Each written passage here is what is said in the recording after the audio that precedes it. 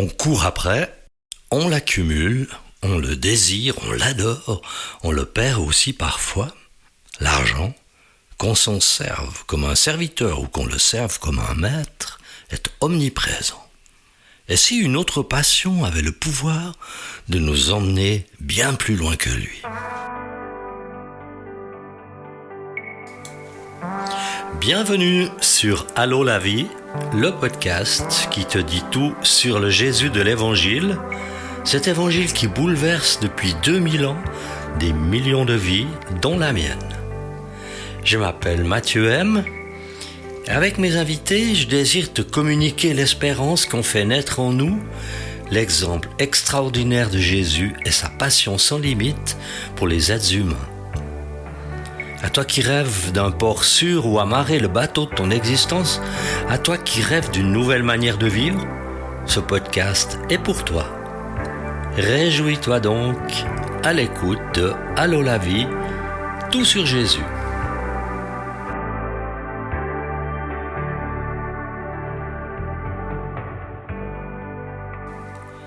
Voilà 58 épisodes que ce podcast existe par la grâce de Dieu. En effet, même si son impact est modeste par rapport à d'autres émissions, il peut apporter ces quelques instants au milieu de ta journée où le temps s'arrête sur quelque chose d'important.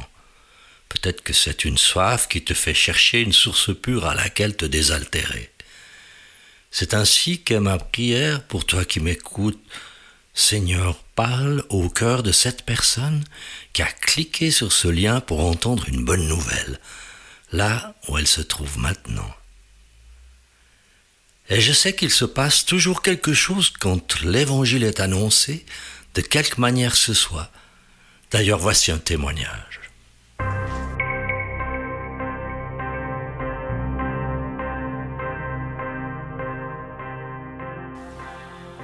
C'est JP qui raconte. J'ai 42 ans et je désire témoigner de ce qui m'est arrivé il y a plusieurs années.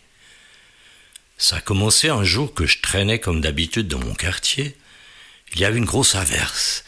J'ai couru m'abriter dans l'entrée du premier immeuble venu. J'attendais que ça passe.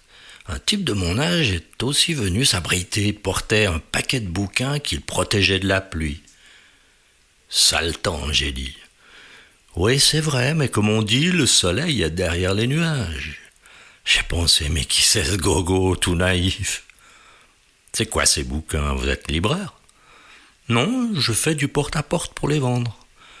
Ah, pas trop facile comme boulot. Et de quoi ça parle, votre bouquin? D'une nouvelle vie avec Jésus. Ouais, Jésus, pas facile non plus à le suivre, lui non plus. Tu sais, quand c'est trop difficile, moi, je lis l'épître de l'apôtre Paul aux Romains, le chapitre 8. Bon, je connais pas. Essaye, tu verras, ça te regonfle pour le bon quand tout va mal. La pluie a cessé, il est reparti faire son job et moi à chercher ce que je pourrais faire de ma vie, même pas nouvelle. J'ai très mal fait d'ailleurs, si mal que je me suis retrouvé en prison pour plusieurs années. Là, un jour que j'avais encore poussé le bouchon très loin, que j'étais à l'isolement dans une cellule de 5 mètres carrés, j'étais à bout. Mon plan était simple, en finir une bonne fois pour toutes grâce aux cachets que j'avais réussi à me procurer à cacher. Avant de les avaler, je ne sais pas pourquoi j'ai repensé au jeune type avec ses bouquins. Il avait dit qu'il avait aussi ses moments difficiles et qu'il lisait un truc d'un apôtre. Bon, tant qu'à faire, il y avait une Bible qui traînait parmi des vieux journaux, j'y jette un œil. Je fouille dans ce gros livre que je n'avais jamais ouvert et je finis par trouver ce chapitre 8 de l'épître aux Romains. Et là, patatras, je me liquéfie sur mon matelas tellement c'est beau. Je le lis, le relis, me le répète à haute voix. Il n'y a plus de condamnation pour ceux qui sont en Jésus-Christ. J'ai l'assurance que rien ne peut me séparer de l'amour de Dieu manifesté par Jésus-Christ. J'en chiale comme un gosse, c'est de lui dont j'ai besoin, Jésus. Je prie pour la première fois de ma vie à genoux sur ce sol bétonné de ma cellule et je demande à Jésus de me pardonner toutes les horreurs que j'ai commises et qui me hantent jour et nuit. Et là, une conviction commence à naître, celle que Jésus s'intéresse à mon sort. Moi, le condamné à pourrir en tôle, moi l'affreux qui ai terrorisé les gens par mes méfaits, moi qui ai sali leur vie. Mais Jésus m'aime quand même, au point d'avoir sacrifié sa propre vie pour que moi, je sois pardonné et sauvé. Ma nouvelle vie avec Jésus a commencé dans cette cellule d'isolement, où Dieu est venu m'éclairer de sa lumière. Merci à lui d'avoir bouleversé ma vie, purifié mon âme, en enlevant ma condamnation. Ce très beau témoignage illustre le bouleversement total que Dieu a fait dans la vie de cet homme, transformant un être malfaisant en une nouvelle personne. Si toi-même tu as vécu quelque chose où Dieu s'est manifesté dans ta vie, n'hésite pas à me l'écrire, je l'inclurai de manière totalement anonyme dans un prochain épisode. Cela prouvera à celles et ceux qui écoutent ce podcast que Dieu se manifeste encore aujourd'hui à ceux qui croient en lui. Pour cela, écris-moi simplement à l'adresse email mathieu.m@bluewin.ch, une adresse que tu retrouves dans les références en dessous de la description du podcast. Le temps est venu maintenant de nous replonger dans la suite de l'évangile de Luc. Voici. Pas très loin de Jéricho, une vaste plaine s'étend au bord du Jourdain. C'est là que les disciples se sont rassemblés en nombre et attendent impatiemment Jésus. Deux amis, modestement vêtus, se retrouvent. « Ah, tu as pu venir, content de te revoir. »« Oui, me voilà enfin, qu'est-ce qui s'est passé durant mon absence ? Qu'est-ce que Jésus a donc prêché ?» Il a enseigné une parabole sur la famille, l'histoire d'un jeune qui veut son héritage, qui par le dépenser se retrouve à garder des cochons. Il revient vers son père, qui lui pardonne, lui fait une fête, ce que l'aîné de la famille n'apprécie pas. Mais c'est tout un apprentissage. Plus j'entends le maître en parler, et plus je suis convaincu que l'essentiel se trouve là. Oui, c'est un grand privilège d'entendre tout ce qu'il nous enseigne. À l'écart, sur la vaste plaine, un autre groupe de gens très élégamment vêtus discute avec véhémence. Ils sont de plus en plus nombreux à venir l'écouter, cette bande de va-nu-pieds crottés de la tête aux pieds. Des vrais moutons qui croient naïvement tout ce que leur raconte ce Jésus. Vivement qu'on en finisse avec lui. Hérode a juré d'avoir sa peau, tant mieux. Qu'est-ce qu'on deviendrait si tout ce peuple d'ignards continuait à le suivre? Maudit soit-il, il va tout nous prendre si on ne l'arrête pas. Ne t'en fais pas, on va bien arriver à le pousser à la faute. Le dossier d'accusation ne fait que grossir tous les jours. Si au moins on trouvait un truc bien solide pour le discréditer, tout ce cirque finirait, on pourrait enfin retourner à nos affaires sans souci. Ah, attention, le voilà avec ses suiveurs. Qu'est-ce qu'il va bien pouvoir nous servir aujourd'hui? Et le brouhaha des conversations cesse pour écouter le nouvel enseignement de Jésus.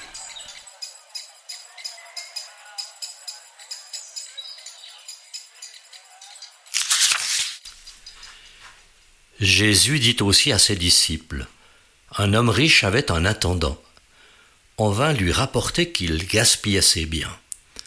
Il l'appela et lui dit: « Qu'est-ce que j'entends dire à ton sujet ? Rends compte de ta gestion, car tu ne pourras plus gérer mes biens. » L'intendant se dit en lui-même: « Que vais-je faire, puisque mon maître m'enlève la gestion de ses biens ? Travailler la terre, je n'en ai pas la force. Mendier, j'en ai honte. Je sais ce que je ferai pour qu'il y ait des gens qui m'accueillent chez eux quand je serai renvoyé de mon emploi. » Il fit venir chacun des débiteurs son maître et dit au premier: « Combien dois-tu à mon maître ? » « Je dois 100 tonneaux d'huile d'olive, répondit-il. Il lui dit: « Voici ton reçu, assieds-toi vite et écris 50. » Il dit ensuite à un autre: « Et toi, combien dois-tu ? » « Je dois 100 mesures de blé, répondit-il. Et il lui dit: « Voici ton reçu, écris 80. » Le maître fit l'éloge de l'intendant malhonnête à cause de l'habileté dont il avait fait preuve. En effet, les enfants de ce monde sont plus habiles vis-à-vis de leur génération que ne le sont les enfants de la lumière. Et moi je vous dis, faites-vous des amis avec les richesses injustes, afin qu'ils vous accueillent dans les habitations éternelles lorsqu'ils viendront à vous manquer. Celui qui est fidèle dans les petites choses l'est aussi dans les grandes. Celui qui est malhonnête dans les petites choses l'est aussi dans les grandes. Si donc vous n'avez pas été fidèle dans les richesses injustes, qui vous confiera les biens véritables ? Et si vous n'avez pas été fidèle dans ce qui est à autrui, qui vous donnera ce qui est à vous ? Aucun serviteur ne peut servir deux maîtres, car ou il détestera le premier, aimera le second, ou il s'attachera au premier, méprisera le second. Vous ne pouvez pas servir Dieu et l'argent. En entendant tout cela, les pharisiens qui aiment l'argent se moquent de lui. Jésus leur dit, « Vous cherchez à paraître juste devant les hommes, mais Dieu connaît votre cœur. De fait, ce qui est très estimé parmi les hommes est abominable devant Dieu. La loi et les prophètes ont subsisté jusqu'à Jean. Depuis lors, la bonne nouvelle du royaume de Dieu est annoncée et chacun cherche avec force à y entrer. Le ciel et la terre disparaîtront plus facilement que ne tombera un seul trait de l'aide de la loi. Tout homme qui renvoie sa femme et en épouse une autre commet un adultère. Et tout homme qui épouse une femme divorcée de son mari commet un adultère. » Quelle leçon peut-on tirer de cette parabole ? Comme il le fait souvent, Jésus s'adresse aux deux groupes en présence sur ce grand espace. Il y a ses disciples et il y a aussi ses opposants religieux. Son message pose à tous ce genre de questions qui dérangent. Es-tu une personne fidèle, honnête ? Quelle place occupe l'argent dans ta vie ? Ton cœur est-il pur ou n'est-il qu'une apparence ? En effet, il sonde la fidélité, l'honnêteté de ses disciples dans les petites choses, montrant combien la relation à l'argent de celui qui prétend servir Dieu est importante. La faille du serviteur infidèle dans sa parabole est qu'il traficote dans les affaires de son maître à son avantage personnel au lieu de chercher l'avantage de son maître. Il le fera d'ailleurs jusqu'au bout puisqu'il trouve un moyen pour éviter ce qu'il déteste le plus, se salir les mains, mendier. Et ses adversaires les plus acharnés, ses pharisiens, ils se moquent de ce que Jésus enseigne à ses disciples.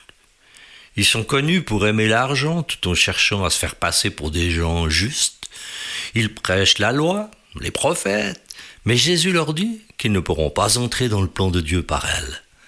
Car le temps de la loi et des prophètes a duré jusqu'à Jean le Baptiste, mais dès après lui, la bonne nouvelle de la grâce de Dieu est annoncée au monde par la foi en Jésus. Et cela, les pharisiens ne l'ont pas accepté parce que leurs privilèges, dont l'argent fait partie, sont remis en question.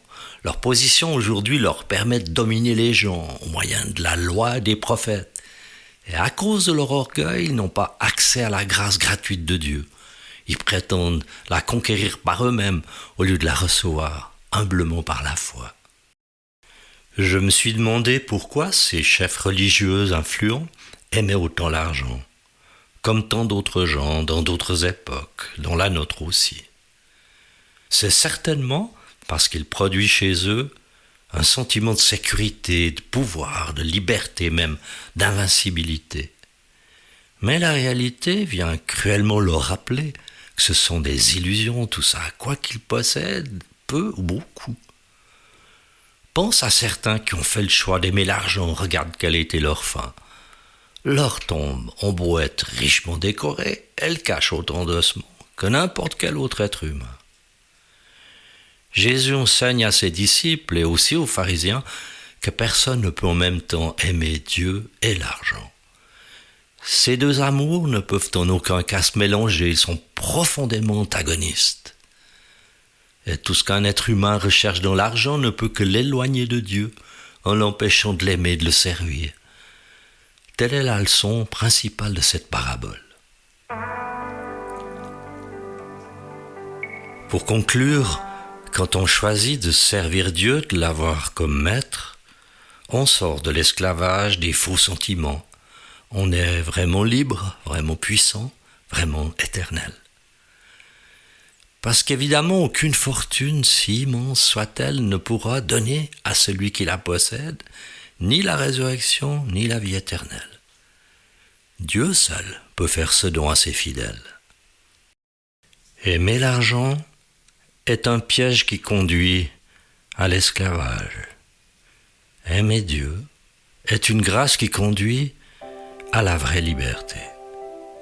Si tu choisis d'aimer Dieu, tu connaîtras ce qu'est la vraie liberté, ce que c'est que d'être vraiment libre, au lieu de vivre dans l'illusion.